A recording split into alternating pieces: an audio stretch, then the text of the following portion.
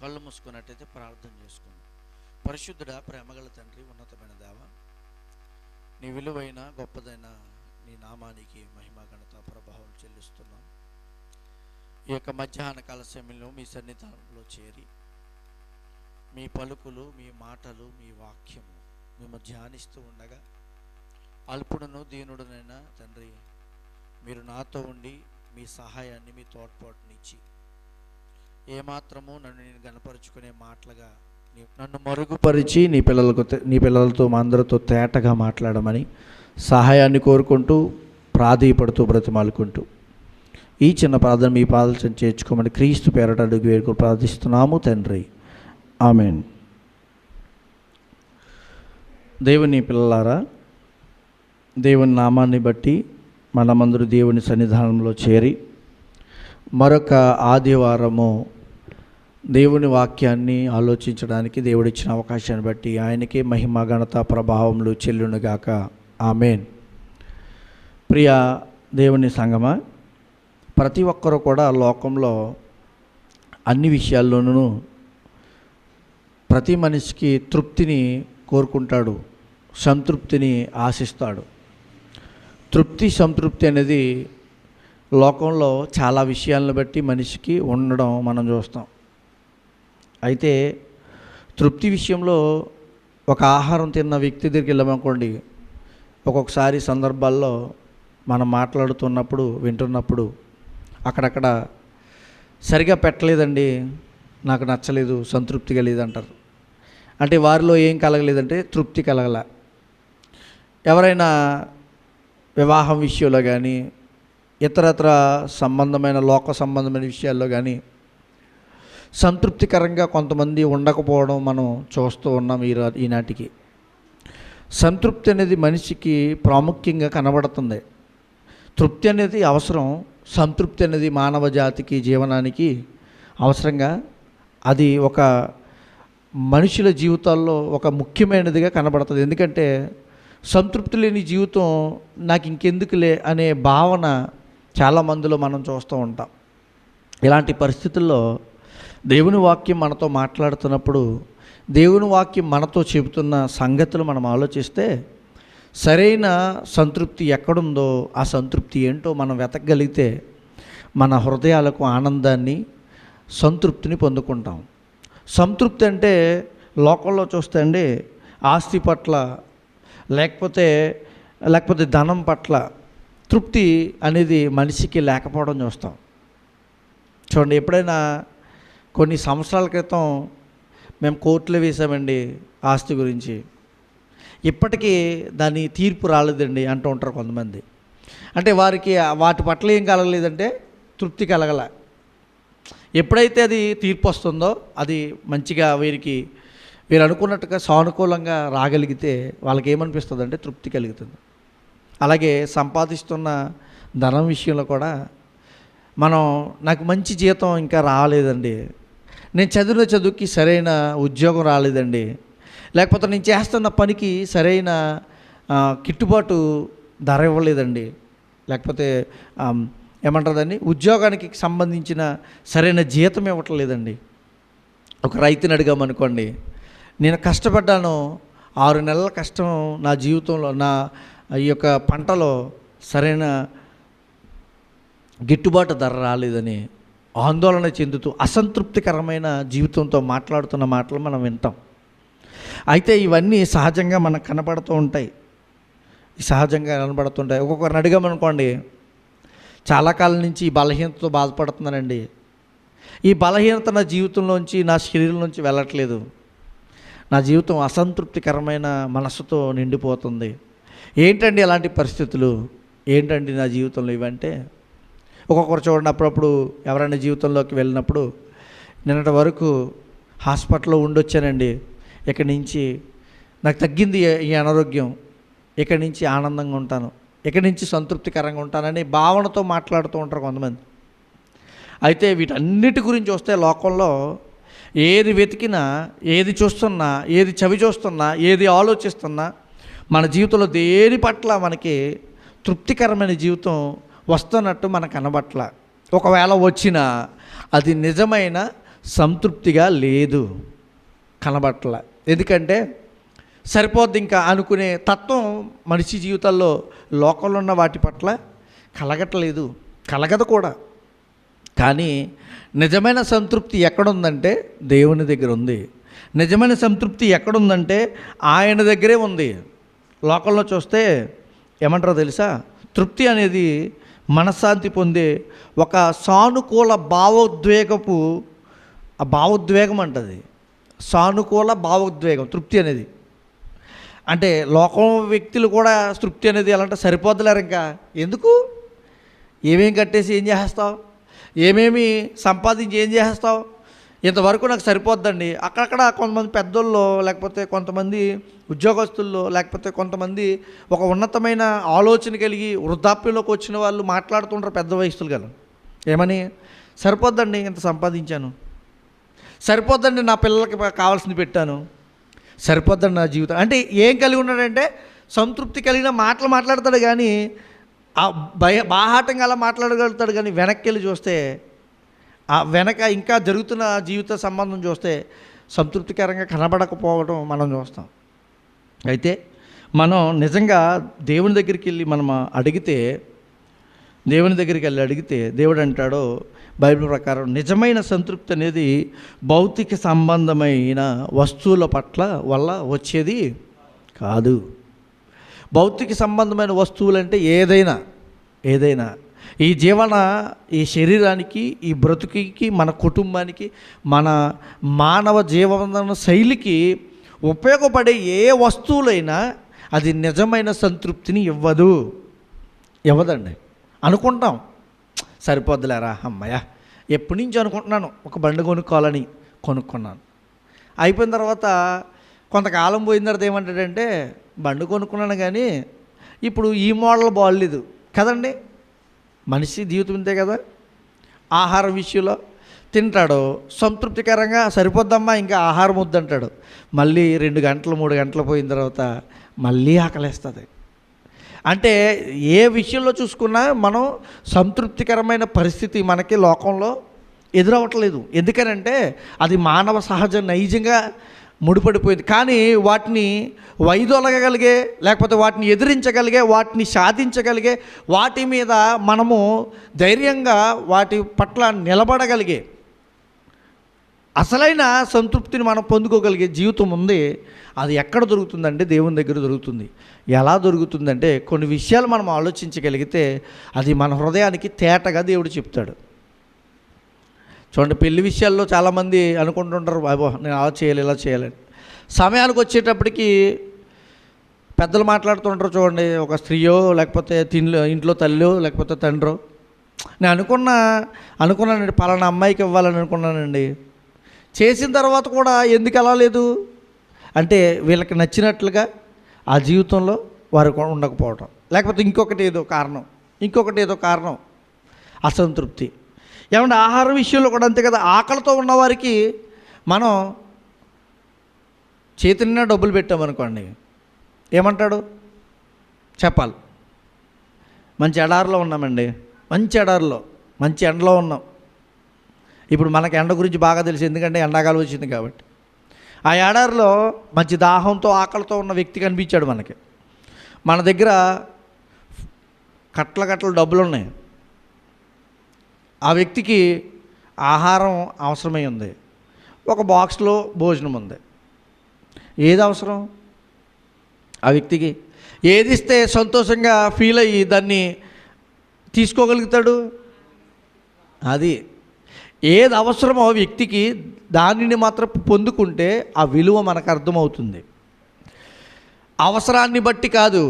నిజ సంతృప్తి అనేది, నిజమైన ఆ యొక్క సంతృప్తి అనేది ఎక్కడ దొరుకుతుందో మనం వెతికితే దొరుకుతుంది. అందుకే వ్యక్తుల్లో ఎవరికైనా ఆకలితో ఉన్నవారికి ఆహారమే పెట్టాలి, కానీ డబ్బిస్తే తృప్తి అనేది రాదు, సంపాదించుకోవాలి. చావు బతుకులో ఉన్న వ్యక్తికి ఒక గుక్కడి నీళ్ళు అవసరం అనుకోండి, బ్రతకగలదు అనుకోండి, ఆ నీళ్ళే ఇవ్వాలి. కానీ బంగారపు ఒక కడ్డీ పట్టుకొచ్చి నోట్లో పెట్టామనుకోండి, తీరేది కాదు. అంటే సంతృప్తి అనేది మనిషికి, మనం అనుకుంటాం మంచి డబ్బు ఉంటే బాగుంటుంది, మంచి ధనం ఉంటే బాగుంటుంది, మంచి ఆస్తిపాస్తులు ఉంటే బాగుంటుంది. ఈ లోకంలో డబ్బు, బంగారము, లేకపోతే వజ్రవైడూర్యాలు, లేకపోతే ఏదో శరీరానికి కావలసిన ఒక గొప్ప వాటిని కోరుకుంటూ, ఈ లోకంలో ఉపయోగపడే వాటిని, ఈ లోకంలో వాటిని కోరుకుంటూ మనం అదే గొప్పది అనుకుంటుంటాం. దేవుడిని అడిగితే దేవుడు అంటాడు, దేవుడు మాట్లాడుతూ కొన్ని విషయాలు చూద్దాం. ఎలాంటి విషయాలు మనం చూడగలిగితే దేవుడు మన జీవితానికి సంతృప్తిని వస్తుందో దేవుడు చెప్తాడు. దేవా, నీ వాక్యం ద్వారా నాతో మాట్లాడు, నా సంతృప్తి అనేది ఎలా వస్తుంది అని అడిగామనుకోండి, ఆయన చెప్తాడు. చూద్దాం. తిమోతికి రాసిన మొదటి పత్రిక 6వ అధ్యాయము 6-7 వచనాలు చూద్దాం. తిమోతికి రాసిన మొదటి పత్రిక 6వ అధ్యాయము. సంతుష్టి సహితమైన దైవభక్తి గొప్ప లాభసాధకమై ఉన్నది. మనం ఈ లోకములోనికి ఏమీ తేలేదు, దీనిలో నుండి ఏమీ తీసుకుపోలేము. సరిపోద్ది. సంతుష్టి సహితమైన దైవభక్తి. సంతుష్టి అంటే తృప్తి కలిగింది. ఎలా వస్తుంది తృప్తి అనేది? ఎలా వస్తుంది? ఏమంటున్నాడు పౌలు గారు ఇక్కడ మాట్లాడుతూ? ఈ లోకంలోనికి ఏమీ తీసుకురాలేదు. నిజమేనా? తీసుకొచ్చాం మనం. పని సరేనండి, కష్టపడ్డాం, ఎంతో సంపాదించాం,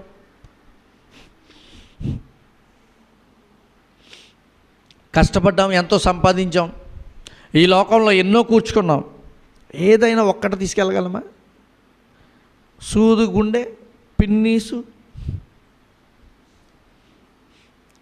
పెద్దదైన ఆస్తి నుండి, అంతస్తుల నుండి, చిన్న వస్తువు వరకు కూడా ఏది మనం తీసుకెళ్ళాము. కానీ ఏమనుకుంటామంటే, వీటన్నిటిని బట్టి నేను గొప్పవాడిని, వీటన్నిటిని బట్టి నేను మంచివాడిని, వీటన్నిటిని బట్టి నేను సంపన్నుని అనుకుంటాం. అయితే దేవుడు అంటున్నాడు, ఈ లోకంలో ఏది నీకు సంతృప్తినిచ్చేదంటే, గొప్ప లాభసాధకమైన ఉన్నదంటే, చదవండి మళ్ళీ, అక్కడే చెప్తున్నాడు కదా,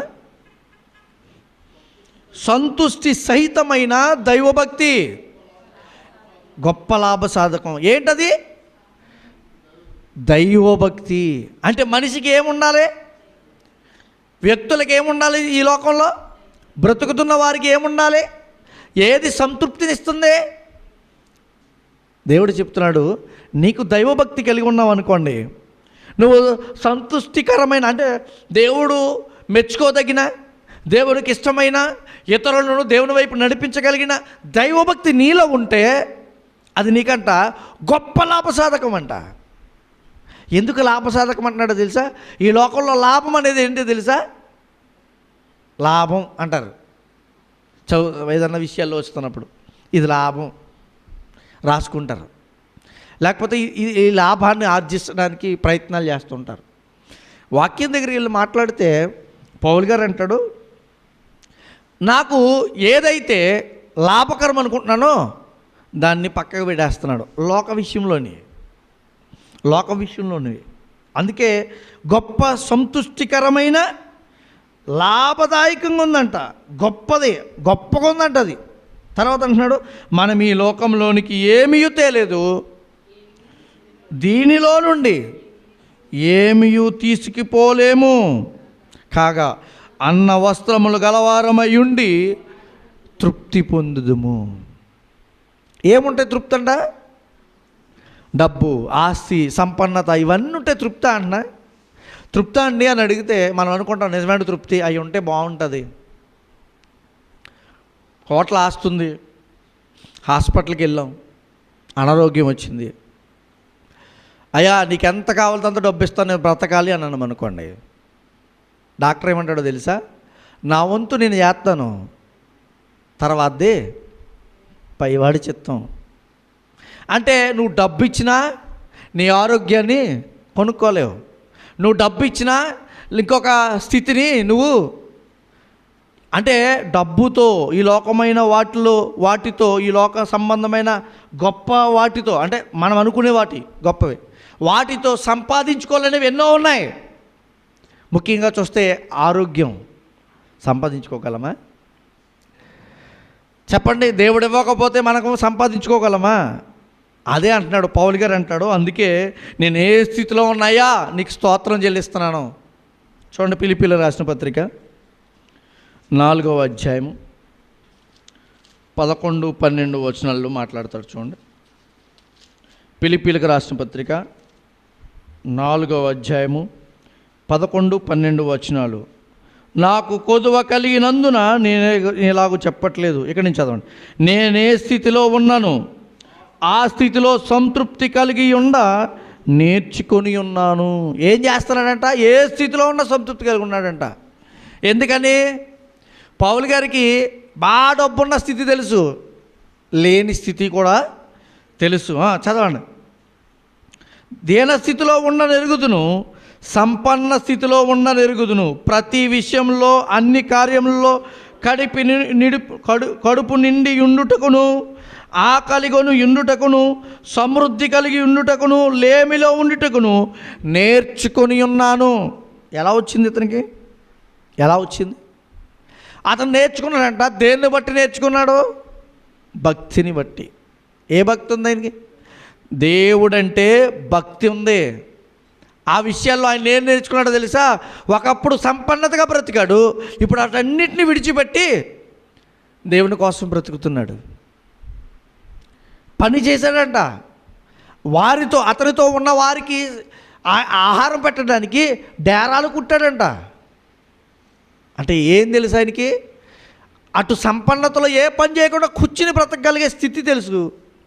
కష్టపడి పనిచేసి ఆహారాన్ని సంపాదించుకునే పరిస్థితి కూడా ఆయన తెలుసు అంట. ఆ విషయాల్లో అంటున్నాడు, నేను ఆ విషయంలో కూడా సంతృప్తి నాకు తెలుసు, ఇక్కడ కూడా నాకు తెలుసు. అసలు ఏది అసలైన సంతృప్తి అంటే నేను దేవుని పట్ల కలిగి ఉన్న భక్తి అంటున్నాడు. అంటే దైవభక్తి ఎలాంటిదంట? ఏమిస్తుందంట మన జీవితానికి దైవభక్తి? దేవుని పట్ల భక్తి కలిగిన జీవితం మనకేమిస్తుందో తెలుసా? సంతృప్తినిస్తుంది. అది మామూలు సంతృప్తి కాదు, నిజమైన సంతృప్తి. లోకంలో ఎక్కడికి వెళ్ళినా దేవుని భక్తి విషయంలో లోకంలోకి వెళ్ళి వెతికితే సంతృప్తి దొరకదు, మీకు దొరకదు అనుకుంటారు అంతే. వారి విషయాల్లో దేవుని గురించి పూర్తిగా తెలుసుకోలేని పరిస్థితులు ఎన్నో ఉన్నాయి. అందుకే నిజమైన దేవుని దగ్గరికి వచ్చినప్పుడు మనకేమొస్తుందంటే నిజమైన సంతృప్తి వస్తుంది. అసంతృప్తి కలిగిన జీవితాలు ఎన్నో లోకంలో భక్తి లేకుండా, అసంతృప్తి కలిగిన జీవితాలు అసంతృప్తితో బ్రతుకుతున్న బ్రతుకులు ఎన్నో లోకంలో దైవభక్తిని కోల్పోయి లేవా? ఎన్నోనండి. మనం తరచి చూస్తే, మనం ఆలోచిస్తే, మనము మన జీవితాన్ని వారి జీవితం ముందు పెట్టుకుని, అంటే ఇతరులతో మనం పోల్చుకోమని కాదు, భక్తి విషయంలో చూడాలి. భక్తి విషయంలో పోల్చుకోమన్నారు కదా అని ధనికులతో, డబ్బున్నలతో, విలాసాలతో బ్రతుకుతున్న వారితో పోల్చుకుంటారు మీరైతే మామూలుగా అలా వదిలేస్తే. కానీ పోలిక అనేది సంతృప్తికరమైన జీవితం ఎవరితో పోల్చుకోవాల్సిన జీవితం ఉందో తెలుసా? సంతృప్తికరమైనది దైవభక్తితో కూడుకున్నది. అది మీకు సంతృప్తినిస్తుంది. మీరు దైవభక్తి, నిజమైన దైవభక్తి మన జీవితాల్లో ఉంటే మనకు ఎలా ఉంటుందో తెలుసా? అది లేదు, ఇది లేదు, ఇది సంపాదించుకోలేదు, అది సంపాదించుకోలేదు, నాకు అది కావాలి, ఇది కావాలి అని ఉండరు. ఒకవేళ కావాల్సినవి నా దేవునికి తెలుసు, నాకు ఇస్తాడు. దీంట్లో ఏముంది? నిజమైన సంతృప్తి ఉంది. నాకేం కావాలో ఆయనకి తెలుసు, కావలసిన సమయానికైనా ఇస్తాడు. లేదు ఇవ్వాల్సిందే అని అడిగామనుకోండి, కుదరదు దేవుడి దగ్గర. అది నిజమైన దైవభక్తిగా దేవుని ఎదుట ఎంచడు ఆయన. రెండవదిగా చూద్దాం, నిజమైన సంతృప్తి గురించి మాట్లాడుతూ మన తృప్తి అనేది ఎలా మన జీవితంలోకి వస్తుందో తెలుసా? దేవుని మీద నమ్మకం కలిగి ఉండడం ద్వారా. ఎలా వస్తుందంట? దేవుని మీద నమ్మకం కలిగి ఉండడం ద్వారా. అందుకే మత్తయి సువార్తలో దైవభక్తి గురించి మాట్లాడిన సందర్భంలో మత్తయి సువార్త 6వ అధ్యాయము 19వ వచనం చూడండి. దైవభక్తి గురించి ఇంకా మాట్లాడుతూ, ఎందుకని మనమేమనుకుంటాం? మంచి సంపాదన సంపాదించుకోవాలి, కూర్చుకోవాలి, నిలబెట్టుకోవాలి, నా కుటుంబానికి ఇవ్వాలి, నా పిల్లలకి ఇవ్వాలి, ఇంకో ఏదో చేయాలి అని అనుకుంటాం కదా. ఏం మాట్లాడుతున్నాడు ఈయన? యేసుక్రీస్తు వారు మాట్లాడితే ఏమంటున్నారు? ధనము కూర్చుకోవద్దు. ఎందుకని? భూమి మీద ధనం కూర్చుకుంటే ఏం జరుగుతుంది? కింద చెప్పాడు చూడండి, ఇక్కడ చిమ్మటయు తుప్పును. చిమ్మట అంటే తెలుసు కదా మీకు? చిమ్మట పట్టమంటే కాగితాలకు అప్పుడప్పుడు చెదపడుతుంది చూడండి, అదే చిమ్మెట. ఏముందండి ఈ లోకంలో? చెదపట్టే ఏదైనా చెదపట్టేద్దండి, ఏదైనా పాడైపోద్దండి. చూడండి, ప్లాస్టిక్ అయినా ప్లాస్టిక్ పాడవదని అంటారు, అనుకుంటున్నారు మీరు పాడవదని. పాడైపోయే పరిస్థితులు కూడా వస్తాయి. మన మధ్యన ఈ పర్యావరణ తత్వవేత్తలు ఉంటారు కదా, ప్లాస్టిక్ అసలు కరగదండి, కొన్ని వేల సంవత్సరాలు నిలబడిపోద్ది అని అన్నారు చాలా కాలం. ప్లాస్టిక్ని కవర్లు అవి పాడేయొద్దండి. సరే, మంచిదే, నిజమే. ఎందుకంటే ఎక్కువ కాలం ఉంటుంది అది భూమి మీద, నాశనం కాకుండా. మన మధ్యన ఒక న్యూస్లో చూస్తున్నప్పుడు సముద్రము లేకపోతే ఇతర ఈ కవర్ని, అంటే ఈ ప్లాస్టిక్ని కూడా తనకన్నట్టుగా, అంటే దాన్ని మార్చేసే, పాడు చేసే విధంగా అవి కూడా పాడయ్యే స్థితిలోకి వెళ్ళిపోయే పరిస్థితిలో ఈ యొక్క మానవ సంబంధమైన ఈ భూమి, ఈ నీరు, ఇవన్నీ అన్నిటినీ మార్చుకుంటుంది అని చెప్తున్నాడు. అంటే అర్థం ఏంటి? అవి కూడా పాడైపోతాయి. ప్లాస్టిక్ చూడండి, కొంతకాలం ఉండేటప్పటికి ఏమవుద్ది? డెలికేట్ అయిపోద్ది. మనకున్న వస్తువులు తెలుసు కదా, బండ్లుగో లేకపోతే ఇంట్లో ఉన్న వస్తువులు, ఇంట్లో మనకి చాట్లు అవి ఉంటాయి చూడండి, ప్లాస్టిక్ ఉంటాయి, అలాగే ఎప్పుడు పాడైపోతాయి. ఏదైనా అంటే ఎక్కువ కాలం నిలబడేది ఈ లోకంలో ఏదీ లేదు. కానీ ఒకటి ఉంది, దైవభక్తి సంతృప్తికరంగా నిన్ను నిలబెడుతుంది. నీ జీవితం నీతో పాటు సంతృప్తికరంగా, నువ్వు తృప్తి లేకుండా ఏమొస్తుందో తెలుసు? తృప్తి లేని జీవితాల్లో ఏమొస్తుందో తెలుసా? తృప్తి పడని, అంటే నేను తృప్తి పడలేదు అనుకోవడానికి నేను తృప్తి పడుతున్నానండి అని అంటుంటారు కొంతమంది. కానీ ఈ మనస్తత్వం కలిగి ఉంటే వారిలో తృప్తి లేదని మనం గమనించవచ్చు. ఏ మనస్తత్వం? నిర్గమకాండ గ్రంథం 14వ అధ్యాయం 11వ వచనం. నిర్గమకాండ గ్రంథం 14వ అధ్యాయం 11వ వచనం చూద్దాం. అంతట వారు మోషేతో, ఐగుప్తులో సమాధులు లేవని ఈ అరణ్యంలో చచ్చుటకు మమ్మను రప్పించితివా? మమ్మను ఐగుప్తులో నుండి బయటకు రప్పించి మమ్మను ఇట్లు చేయనేలా? అదే అధ్యాయము 15వ అధ్యాయం 22వ వచనం చూడండి. 15వ అధ్యాయం 22వ వచనం. మోసే ఎర్ర సముద్రం మీద నుండి జనులను సాగజేయగా వారు సూరు అరణ్యంలోనికి వెళ్ళి దానిలో 3 దినములు నడిచిరి. చూడండి, తిరిగి ఆ నీళ్లు తాగలేకపోయారు. అందువల్ల మేమేమి త్రాగుదమని మోసే మీద ఏం చేస్తున్నారు? చదవండి అక్కడ.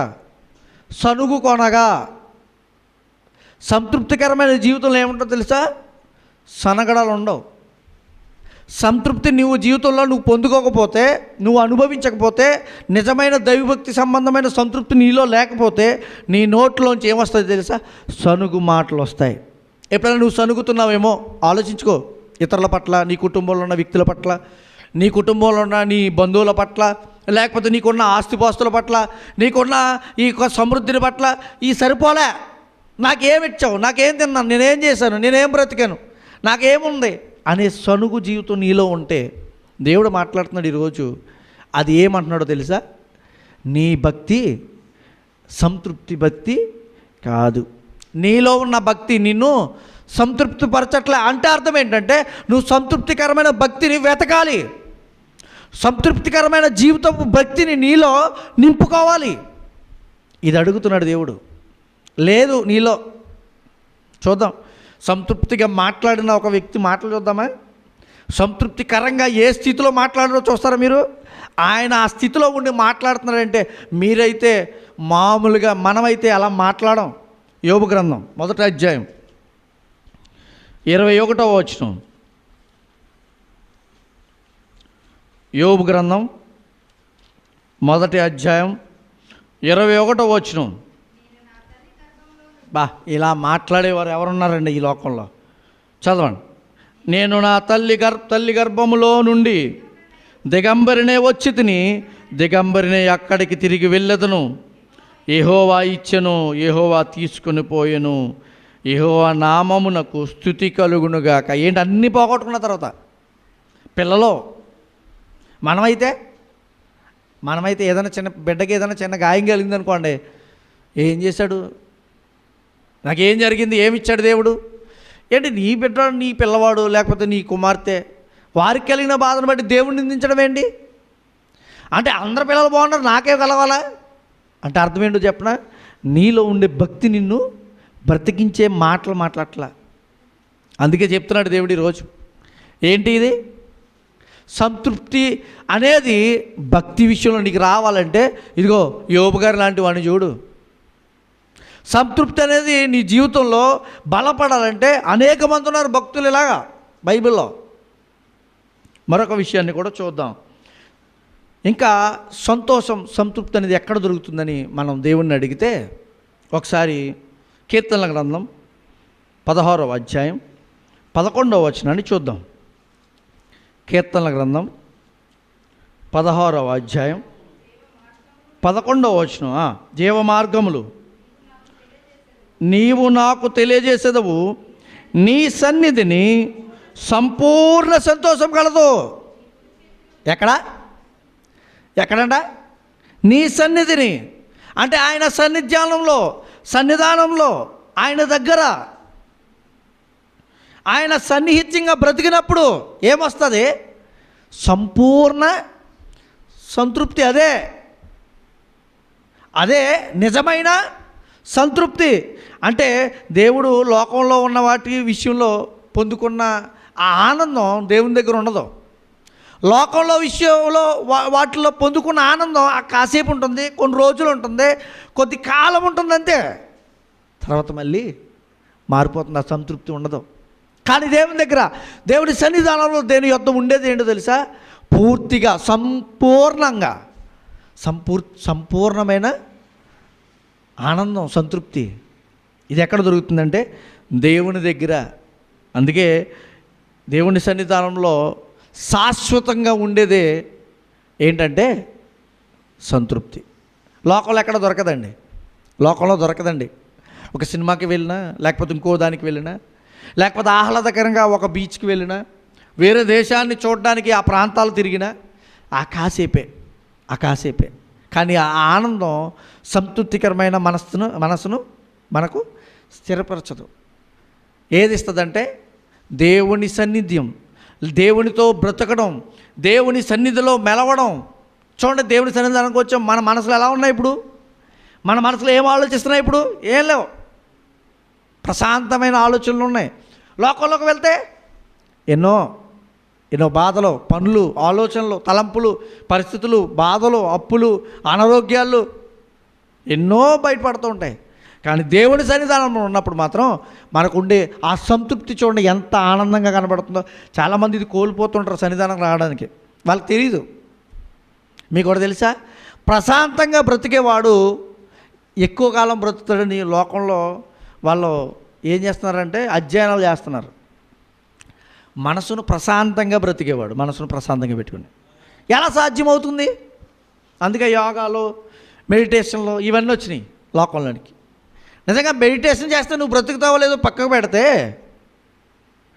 ఎక్సర్సైజ్ చేస్తున్నప్పుడు వయసు ఎక్కువ కాలం పెరుగుతామో లేదో పక్కకు పెడితే, నువ్వు దేవునితో ఎప్పుడైతే బ్రతుకుతావో, నువ్వు దేవునితో ఎప్పుడైతే సమయాన్ని పెడతావో, నువ్వు దేవునితో ఎప్పుడైతే సాన్నిహిత్యం కలిగి ఆయన సన్నిధానంకు వస్తూ ఆయనతో బ్రతుకుతావో, నీ జీవితకాలం, నీ బ్రతుకు సంతోషకరంగా ఉంటుందండి. నిజమండి, ఇది నిజం. ఒకసారి ఓ వచనాన్ని చదువుకుందాం. యేసుక్రీస్తు వారు ఒక గౌరవప్రదమైన, ఇక్కడ చదవండి, మళ్ళీ అదే ఆ వచనం చదవండి. ఏమన్నాడు? నీ సన్నిధిని సంపూర్ణ సంతోషం కలదు, నీ కుడి చేతిలో నిత్యము సుఖములు గలవు. మరి ఎడమ చేతిలో ఏమైనా ఉంటాయి? మనం ఏమనుకుంటామంటే కుడి చేతిని మంచిగా అనుకుంటాం కదా, అందుకే రాశాడు అనుకుంటున్నాం మనం. కుడి చేయి అనేది చేతినో లేకపోతే ఆ యొక్క ప్రాంతాన్నో లేకపోతే డివైడ్ చేసే విధానాన్ని చూపించేదని కాదు ఇక్కడ మాట్లాడుతుంటా. గౌరవప్రదమైనది అని. కుడి చెయ్యి అనే మాట మాట్లాడడానికి కారణం ఏంటంటే గౌరవప్రదమైన ప్రధానత్వం, గౌరవప్రదమైన స్థితిని ఇవ్వడం. ఎక్కడుంది అది? నీ కుడి చేతిలో నిత్యము సుఖములు కలవు. ఎవరి దగ్గర ఉన్నాయి? ఆయన కుడి చేతిలో. ఆయన కుడి చేతిలో ఉండమంటే గౌరవప్రదమైన. చూద్దాం యేసుక్రీస్తు వారిని ఎక్కడ కూర్చోబెడతానన్నాడు? ఎఫెసీయులకు రాసిన పత్రిక 1వ అధ్యాయము 20వ వచనం. మనం అనుకుంటాం, మనకున్న ఆలోచనలు కుడి చెయ్యి, కుడి తత్వము, ఎడమ చెయ్యి అంటే మనం ఎలా అనుకుంటాం? ఎఫెసీయులకు రాసిన పత్రిక 1వ అధ్యాయం 20వ వచనం. ఆయన ఆ బలాతిశయము చేత క్రీస్తును మృతుల నుండి లేపి సమస్తమైన ఆధిపత్యము కంటెను, అధికారం కంటెను, శక్తి కంటెను, ప్రభుత్వం కంటెను ఈ యుగమందున్న మాత్రమే గాక రాబో యుగమందును పేరు పొందిన ప్రతి నామము కంటెను ఎంతో హెచ్చుగా పరలోకమునందు ఆయనను తన కుడి పార్శ్వమున ఏం చేశాడు? కుడి పార్శ్వం అంటే మనం ఈ ప్లేసు, లేకపోతే మీకు ఆ ప్లేసు అనుకుంటున్నారు. మన ఆలోచనలు అలా ఉంటాయి. కుడి అంటే కుడి పక్క వెళ్ళండి, ఎడమ పక్క వెళ్ళండి చెప్తూ ఉంటాం కదా. మనకి ఇది అలవాటైపోయింది. కానీ బైబిల్ పరిభాష ఏంటో తెలిసి కుడి పక్కన అనే మాటకి అర్థం ఏంటో తెలిసి గౌరవప్రదమైన స్థానంలో నిన్ను కూర్చోబెడతాను. గౌరవప్రద స్థానం అంటే ఎవరో ఇవ్వలేంది. ఇక్కడ అదే చెప్తున్నాడు. కీర్తన గ్రంథం అదే మాట్లాడుతున్నాడు. ఏమి ఇస్తారంటే దేవుని దగ్గర ఏముంటుందంటే మనం భక్తిగా బ్రతికితే, మనం దేవుని సన్నిధానంలో ఉంటే, దేవునితో మన సహవాసం ఉంటే ఏముంటుందో తెలుసా? దేవుని దగ్గర మనకి గౌరవం వస్తుంది. దేవుని దగ్గర కూడా గౌరవమా? అవునండి. దేవుని దగ్గర కూడా మన జీవితానికి ఏమిస్తాడో తెలుసా? గౌరవం ఇస్తాడంట. అది మాట్లాడుతున్నాడు అక్కడ. చదవండి ఆ మాట మళ్ళీ. కీర్తన గ్రంథం 16వ అధ్యాయం 11వ వచనం చదవండి. కీర్తన గ్రంథం 16వ అధ్యాయం 11వ వచనం. జీవ మార్గములు నీవు మాకు తెలియజేసితివి, నీ సన్నిధిని సంపూర్ణ సంతోషము కలదు, నీ కుడి చేతిలో నిత్యము సుఖములు కలవు. అంటే ఆయన గౌరవించే ప్రధానం, ఆయన గౌరవించే స్థితిలో మన జీవితం ఉంటే అన్నీ ఆనందమే, అన్ని విషయాలందు ఆనందమే అని చెప్తున్నాడు. మరొక విషయాన్ని కూడా చూద్దాం. దేవునితో ఉంటే, దేవుని పట్ల భక్తి ఉంటే మనకేముంటుందంటే సంతోషం, సంతృప్తి ఉంటుంది. దేవుని సన్నిధానంలో అంటే దేవునితో సావాసం జీవితంలో ఏముంటుందంటే సంతృప్తి ఉంటుంది. మూడోదిగా చూస్తే ఏ విషయాల్లో సంతృప్తి ఉంటుందంటే ఫిలిప్పీయులకు రాసిన పత్రిక 4వ అధ్యాయము 11వ వచనాన్ని చదువుతాం. ఫిలిప్పీయులకు రాసిన పత్రిక 4వ అధ్యాయము 11వ వచనాన్ని చదువుదాం. 11 నుంచి చదువుదాం. 13వ వచనం చదువుదాం. నన్ను బలపరచువాని అందే నేను సమస్తము చేయగలను. అంటే నన్ను బలపరచువాడు ఎవరంటున్నాడు? ఆయన నన్ను బలపరచువాడు ఎవరంటున్నారు? పౌలు గారు మాట్లాడుతూ దేవుడు. అంటే దేవుడు బలపరచాలంటే మనం ఏం చేయాలి చెప్పండి? నన్ను దేవుడు బలపరచాలంటే నేనేం చేయాలి? ఆయనపై ఆధారపడాలి. నేను ప్రసాద్ గారి మీదో, సురేష్ గారి మీదో, లక్ష్మి గారి మీదో, ఇతరుల మీద ఆధారపడ్డాను అనుకోండి నా జీవితాన్ని. మీరు అలా అనుకోండి. నా పైన మీరు ఆధారపడ్డారు అనుకోండి. మనం చెప్పాను కదా శుక్రవారం, మీ ఆత్మీయ బ్రతుకు అనేది కాపాడబడదు, మీ బ్రతుకు అనేది సరిగా ఉండదు. ఎప్పుడైతే మనం ఇతరుల పట్ల ఆధారపడి బ్రతుకుతామో, ఇతరులపై ఆధారపడి మన జీవితాన్ని గురిగా పెట్టుకుని బ్రతుకుతామో పాడైపోతాం, నాశనానికి వెళ్ళిపోతాం. మనం పాడైపోవడం కాదు, మన కుటుంబాన్ని కూడా పాడు చేసేసుకుంటాం మనమే. ఏంటంటే మనం దేవుని మీద ఆధారపడలేదు అనేదే కారణం. ఏంటంట మీరు దేవునిపై నేను అంటున్నాడు, నన్ను బలపరచువాని అందే నేను సమస్తము చేయగలను. నన్ను బలపరచువాడు ఎవరంటున్నాడు? ఆయన ఏం చేశాడు? ఆయన అన్నీ చూశాడు. చూడండి, కొరింథీయులకు రాసిన 2వ పత్రిక 6వ అధ్యాయము. దేవుని మీద ఆధారపడితే ఎలాంటి మాటలు వస్తాయో తెలుసా? మన నోటి నుంచి. ఆధారపడకపోతే ఏమవుతుంది? ఇంతకుముందు చదువు సనుక్కుంటాం, అంతేనా? ఆధారపడితే చదవండి. కొరింథీయులకు రాసిన 2వ పత్రిక 6వ అధ్యాయం 10వ వచనం చదువుదాం.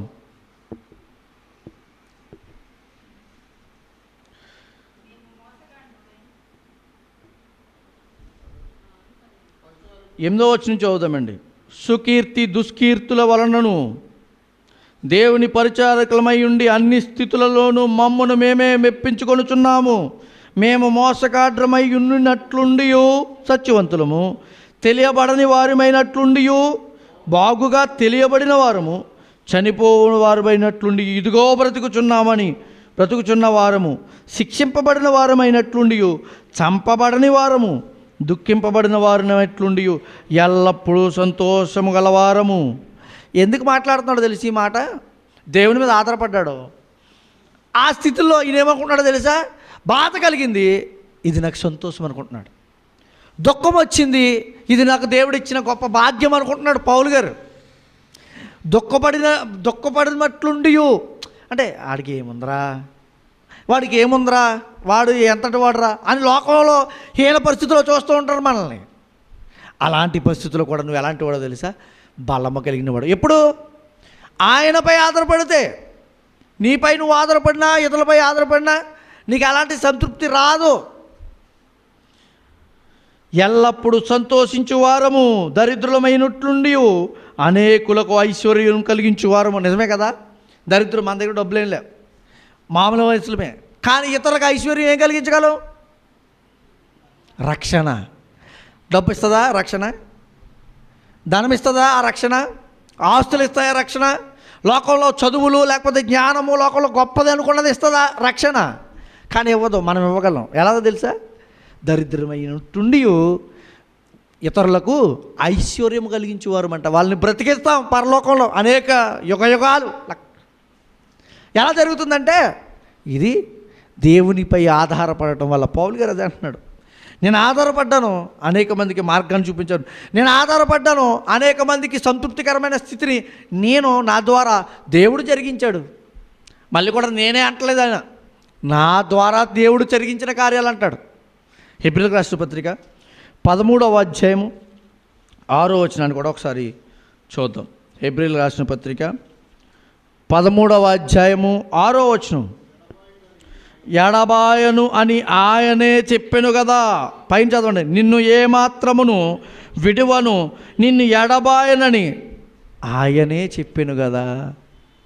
ఎవరు మనకు సహాయం చేస్తారంటున్నారు? ఎవరు నీకు తోడై ఉండంటున్నాడు? ఎవరు నీకు ఆధారం అంటున్నారు?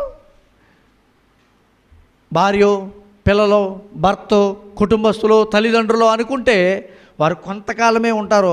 వాళ్ళు కూడా కొంతకాలం తర్వాత మనల్ని విడిచి వాళ్ళని వెళ్ళిపోతారు, మనల్నైనా దూరం చేసుకుంటారు. కానీ ఎన్నడును అంటున్నాడు. ఎప్పుడు ఎడబాయను? ఎప్పుడు నువ్వు ఆయనతో నీ జీవితాన్ని పంచుకోగలిగితే, నువ్వు ఆయనతో నువ్వు బ్రతుకుని ఆధారపడి బ్రతికితే నీ జీవితం సంతృప్తికరంగా ఉంటుందంట. మరొక మాట కూడా చూద్దాం. ఆత్మీయ ఆకలి తీరడం ద్వారా సంతృప్తి అనేది వస్తుంది. ఎలా అంటే ఆత్మీయ ఆకలి ఇది ఎలా ఉంటుంది? ఆత్మీయ ఆకలి ఎలా ఉంటుంది? యోహాను సువార్త 6వ అధ్యాయము 35వ వచనం చూద్దాం. యోహాను సువార్త 6వ అధ్యాయము 35వ వచనం.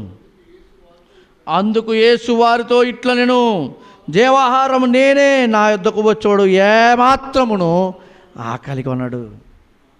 ఎక్కడ ఉందని తెలిసింది నీకు? నీ ఆత్మీయ ఆకలి తీరేది ఎక్కడ? క్రీస్తులో, దేవుని దగ్గర. ఆయన దగ్గరకు వస్తే నీ కడుపు సంతృప్తిగా ఉంటుందంట. భోజనం చేస్తే వచ్చే సంతృప్తి కాదు, ఆత్మీయ ఆకలి.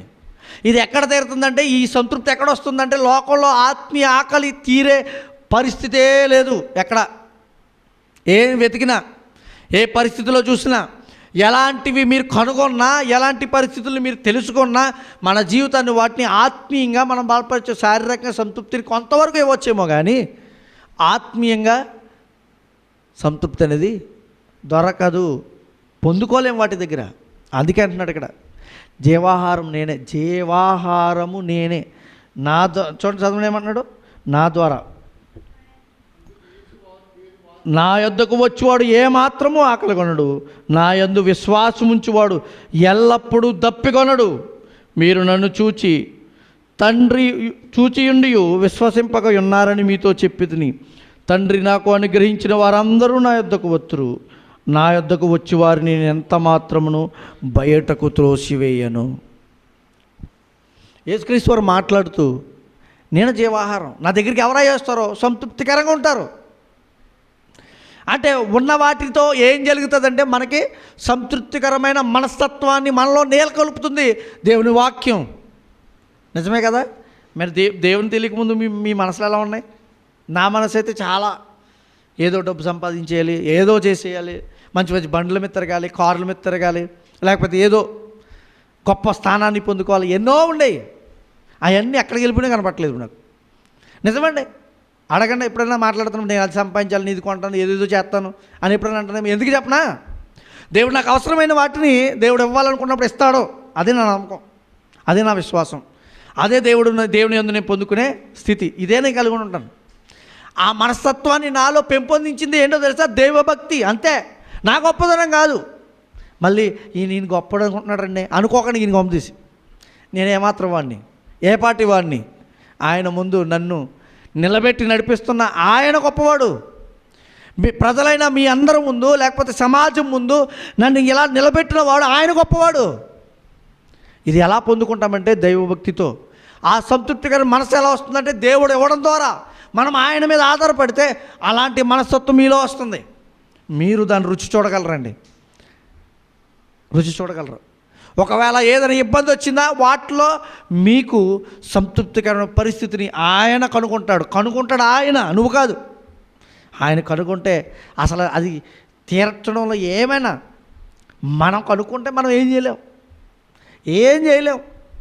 ఆయన కనుగొంటే మన జీవితానికి సంతృప్తి, నిజమైన సంతృప్తి వస్తుంది. అందుకే ఇంకొక విషయాన్ని కూడా చూద్దాం. ఈ లోకంలో హెబ్రీయులకు రాసిన పత్రిక 13వ అధ్యాయము 5వ వచనాన్ని చూద్దాం. మరొక విషయాన్ని కూడా చూద్దాం. హెబ్రీయులకు రాసిన పత్రిక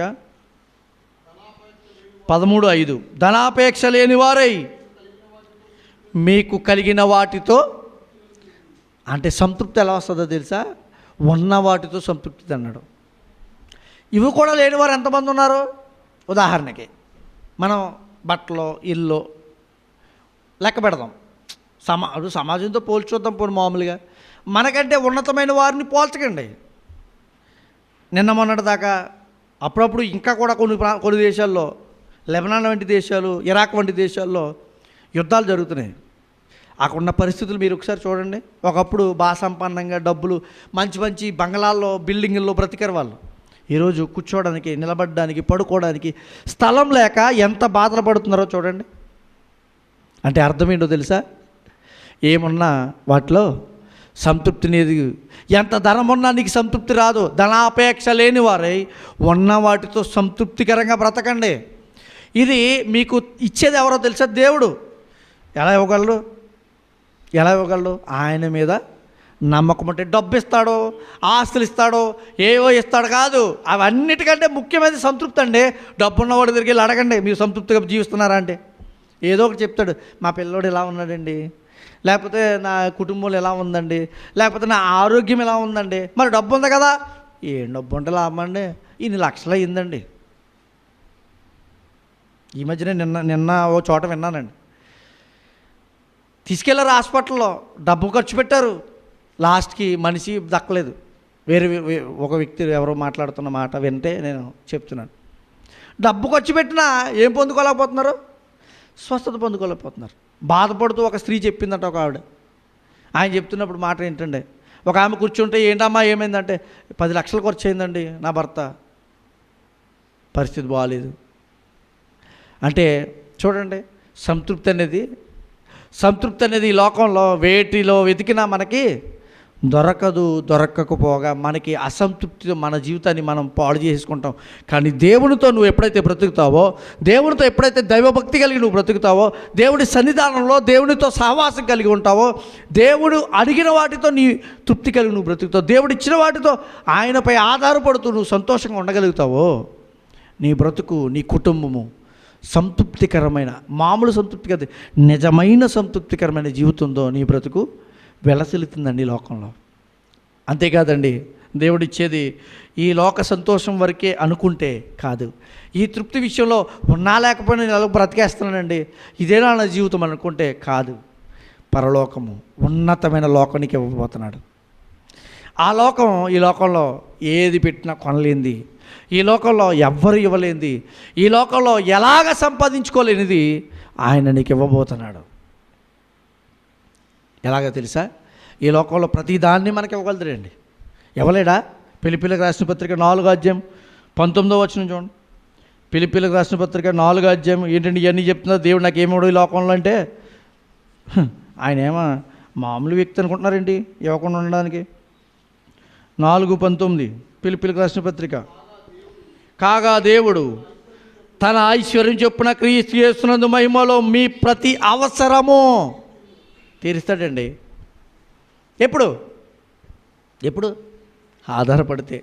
ఈ లోక సంబంధమైన వాటి మీద నీ మనసు పెట్టుకుని దేవుని దూరం చేసుకోకుండా ఉంటే, దేవుడితో ఎప్పుడైతే నీ జీవితాన్ని, నీ విశ్వాస జీవితాన్ని గడుపుతూ భక్తిగా, విశ్వాసంతో నీతి, ఏదైతే దేవుడు నియమాలు ఇచ్చాడో, ఏదైతే కార్యక్రమాలు చేయమన్నాడో ఆ విధంగా నీ బ్రతుకు వెళ్తే, ఆయన నీ అవసరతలో, నీ ప్రతి అవసరత ఆయనకి తెలుసు. వాటిని తీర్చడం కూడా ఆయనకి ఈజీ. తన ఐశ్వర్యంలో ఆయన ఐశ్వర్యవంతుడు కాదా? దేవుడు ఐశ్వర్యవంతుడే కదా. ప్రపంచంలో ఉన్న ఐశ్వర్యం అంతా ఎవరిదే? ఈ లోకంలోకి ఏమి తీసుకురాలేదు, ఏమి తీసుకోలేం, కానీ కోటీశ్వరులుగా పిలువబడతాం. కోటీశ్వరులు ఎంతమంది అంటే, ఇదిగో ప్రపంచంలో వీరి జాబితాలో కోటీశ్వరులు ఉన్నారని పెడతారు. చచ్చిపోయిన తర్వాత వాడు వెళ్ళిపోతాడు. ఆ భూమి, ఆ కోటీశ్వర, ఆ డబ్బు లేకపోతే ఆస్తులు ఎక్కడ ఉంటాయి? ఇక్కడే ఉంటాయి. పట్టుకెళ్ళే భూమి మీద ఉన్నప్పుడే. కానీ వీటన్నిటి మీద అధికారం ఎవరు? అతను ఆస్తిపరుడు. ఇంతమంది 15 మంది ఆస్తిపరులు ఉన్నారు, 20 మంది ఆస్తిపరులు ఉన్నారు ప్రపంచంలో. లేకపోతే డబ్బున్న వాళ్ళు, గొప్పగా గనులైన వాళ్ళు ఉన్నారు అనుకోండి. వాళ్ళకి ఆస్తి ఎక్కడి నుంచి వచ్చింది? సంపాదించుకోవడం వల్ల. సంపాదన ఎక్కడి నుంచి వచ్చింది? భూమి మీద ఉండడం ద్వారా. భూమి అసలు ఎక్కడి నుంచి వచ్చింది? ఆయన ఇస్తే. సంపన్నత ఎక్కడదే మరి? ఆయన తయారు చేయకపోతే అసలు ఈడికి ఎక్కడది? అందుకే ఐశ్వర్యము, ఆయనకున్న ఐశ్వర్యాన్ని లెక్క పెడితే ప్రపంచంలో ఎవరో కూడా సరిపోరండి, సరితూగరండి. అదే చెప్తున్నాడు. అందుకే దేవుడితో మనం ఏమని కలిగి ఉండాలి తెలుసా? సరైన సహవాసం కలిగి, సంబంధం కలిగి, ఈ లోక ఆశల మీద, ఈ లోకంలో ఉన్న వాటి మీద మనం అసంతృప్తికరంగా వాటిని పక్కకు పెడుతూ, తృప్తి వాటిలో తీసుకుని బ్రతకడం ద్వారా కాకుండా, దేవుని యందు తృప్తి తీసుకుని, దేవునిలో సంతృప్తి కలిగి బ్రతుకుతూ, ఆయన చెప్పిన వాటితో బ్రతకగలిగితే, దేవుని చిత్తాన్ని చేయగలిగితే మన జీవితాల్లో ఏముంటుందో తెలుసా? నిజమైన సంతృప్తి ఉంటుంది. ముఖ్యంగా మీకు 5 విషయాలు తెలియజేశాను. మొదటికి, దైవభక్తితో సంతృప్తి అనేది మన జీవితానికి వస్తుంది. రెండవది ఏంటంట? దేవునితో సహవాసం కలిగి జీవిస్తే సంతృప్తి అనేది మన జీవితానికి వస్తుంది. మూడవది, దేవుడు ఆయనపై, మనం దేవుడిపై ఆధారపడితే ఆ సంతృప్తి అనేది మన జీవితాలకు వస్తుంది. నాలుగవది ఏంటి? ఆత్మీయ ఆకలి తీరడం ద్వారా. ఆత్మీయ ఆకలి ఇది ఎలా తీరుతుందంటే క్రీస్తు ద్వారా. ఆయనే మనకి జీవాహారము. జీవాహారం నేనే, నా యందు ఎవరైతే నన్ను భుజిస్తారో వాళ్ళు ఆకలి కొనరు అన్నారు. భుజించడం అంటే ఇది ఆత్మీయ భుజింపు. వాక్యం తింటున్నాము, భుజించడం వాక్యం వింటున్నాం. వాక్యం తింటున్నాం అనుకోండి, ఉదాహరణకి ఇప్పుడు ఏది గుర్తులేదు మన జీవితాల్లో అంటే అర్థం ఏంటి చెప్పనా? మీరు ఆహారం తింటున్నప్పుడు సంతృప్తి ఎలా ఉందంటే వేటిని గుర్తు చేసుకోలేని అంత సంతృప్తి మన జీవితానికి ఇస్తున్నాడు. ఇంకొకటి ఏంటంటే ధనాపేక్ష లేకపోవడం ద్వారా మనం సంతృప్తికరమైన జీవితాన్ని జీవించగలం ఈ లోకంలో. వీటిని ఎప్పుడైతే మనం కలిగి ఉంటామో, వీటిని ఎప్పుడైతే సంపాదించుకుంటామో, వీటితో ఎప్పుడైతే మన జీవితాన్ని కొనసాగించుకుంటామో, నిజమైన సంతృప్తి మీ జీవితంలో, నా జీవితంలో మనం చూడగలుగుదాం. మనం ఎవరైతే ఇతరుల విషయాల్లో మాట్లాడుకుంటున్నామో వాళ్ళు ఒక ఎలా అసంతృప్తికరమైన బ్రతుకుతున్నారేమో ఈ విషయాలు తెలియజేద్దాం. ఈ విషయాలు వారు తెలుసుకోగలిగితే వారు కూడా మారుతారు. వారు కూడా మారితే దేవుడు సంతోషిస్తాడు. వారిని తృప్తి కలిగిన జీవితాలుగా వారిని నడిపిస్తాడు. అలాంటి సంతృప్తిలోనికి మీరును, నేనును, మనం అందరము బ్రతుకుతూ మన జీవితాలు దిద్దుకుంటూ, కట్టుకుంటూ, దేవుడు స్తుతిస్తూ బ్రతకాలని మీకు తెలియజేస్తూ ఈ నా మాటలు ముగిస్తూ ఉన్నాను. దేవుడి మాటలో మన విడికిల్లో ఫలింపజేసి నడిపించునుగాక. ప్రార్థన చేసుకుందాం.